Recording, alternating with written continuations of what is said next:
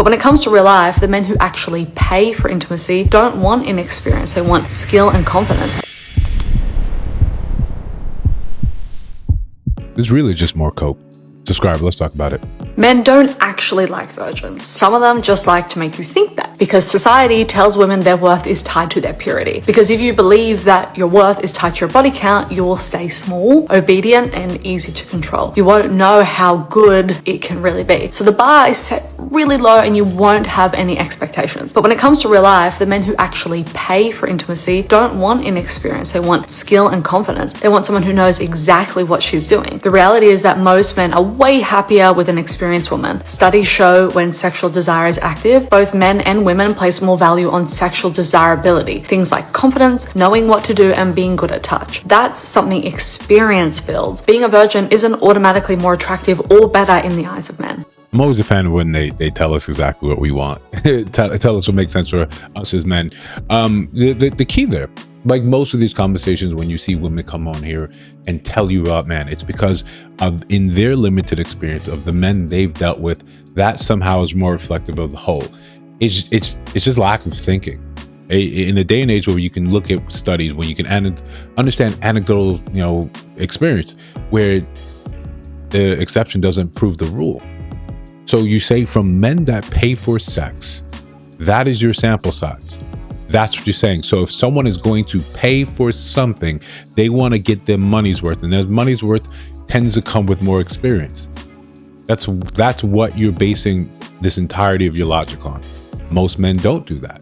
Most men are attributing someone being virginal with someone being more innocent. With that lack of experience, people are fine building those things together.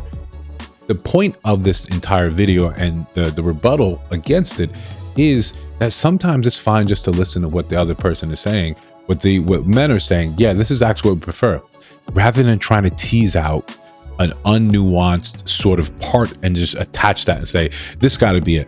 Men actually don't do it because when they pay for it, they want something experienced. They want a good time. They want to have a good, of course. If I have to pay for a product, that's what I want, but I don't want to pay for my wife. Not in that sense. I don't want to go and buy her and say, now you come for me, and here, when I'm paying for this is the experience I'm trying to get when I'm paying for it. If you want to equate the two, because that's what you have to do, you have to balance both sides of the equations when you want to make comparisons. This is math, right? This is how it actually happens, how it works. You'd have to say, okay, if I'm going to pay for this pro right here, and then I have to pay for my potential wife. There are still differences in what I'm looking for in a wife and in a pro. You understand that. That's not a difficult thing to grasp.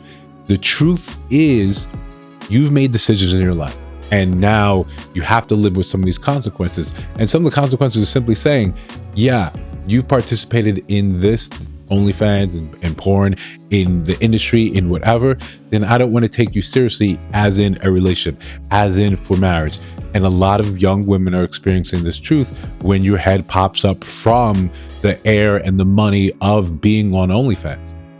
It's just a consequence of the behavior. We're not telling you have to stop it. The law hasn't come and said, don't do this. You're allowed to do that, but you have to accept the consequence. Instead of trying to come up with think pieces that change the national conscience of how men think about, hey, you sold yourself.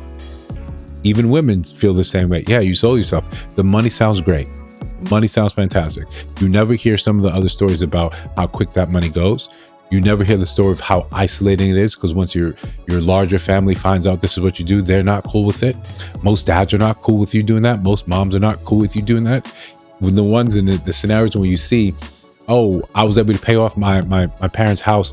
Yeah, they allowed you to sell yourself for their benefit. You should be concerned. You should have concerns, and you might actually have concerns with your therapist later. You guys can discuss that. In reality, these things matter to men. In reality, you cannot continue to try and shame them out of the position. Try to convince them, hey, no, this is actually fine. Hey, no, this is actually fine. Because, and it's very simple, just follow it. On the one hand, we constantly talk about how dangerous and debilitating porn is. How it messes with you, with your mind as a man. How it ruins a lot of aspects of you. How it stops enabling you to see women as women and you see them as sexual objects. How even when you do engage with sex with them, you're not making love, you're not enjoying it, you're playing out a fantasy in your head. How this can be, how porn can become so addicted to you that you start no longer participating in the real world. We understand that and we say, this is a problem, this is a terrible thing. You see more and more ads, more and more clinics popping up to say, yo, if you're struggling with this, there's a way out. Here, this is how we help it. People turn to religion, people turn to some of these clinics, some of these rehabs in order to deal with their porn addiction. And yet, when women go into it, we say, hallelujah. Great for you, girl. You go ahead and do it. I'm so proud of you. Get that bag.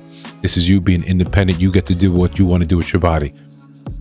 Let's use that analogy. Let's set that aside because we can see how the hypocrisy in it. We see it's evil, and then the participators of the evil, we say it's good for you. Okay, what happens when you're selling drugs to the community? Should I not be praised? Am I not also the peddler of this? If you say, well, the problem is, it's the consumer, it's the men, it's the people that are going after it. Okay, I'm selling drugs to the community. It's your problem because you people are addicted to it. You people have the vice. I'm just a facilitator of it. If you got rid of the customer, if you got rid of the people subscribing to OnlyFans, if you got rid of the addicts, I wouldn't have a job. I wouldn't have a need to do this. Because we've attached women to it, we let it fly. We make it seem like because if we talk about this, we're talking against empowerment. And that's one of the worst things you can do today in society. You don't support, you don't want to uplift, then you're misogynist. Then we got places that we call you. We got areas how we start to label you and then we slide you over here in this part of society. It's simple, it's obvious.